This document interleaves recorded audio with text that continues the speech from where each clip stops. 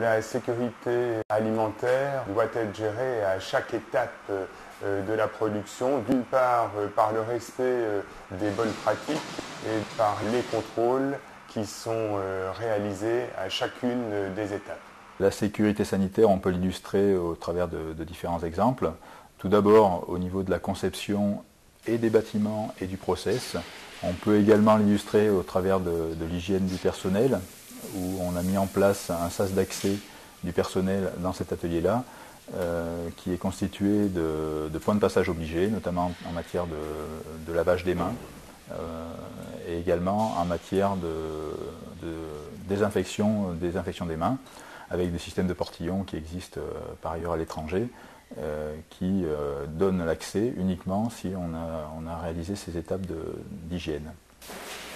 Puis donc un dernier point concernant la maîtrise de la sécurité sanitaire, le fait que cette ligne ait été conçue avec un fonctionnement en continu permet d'éviter des accumulations importantes de viande. On a un sentiment de fluidité de la matière tout au long de la chaîne, alors que c'est une chaîne qui est quand même relativement performante.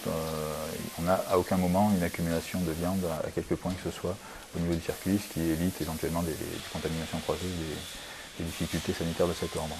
On a aussi travaillé un petit peu sur les flux de sous-produits, puisque l'ensemble des sous-produits, que ce soit les os, les MRS, les suifs, sont évacués en automatique, soit par tapis, soit par aspiration, de manière à éviter toute manutention dans ce domaine-là.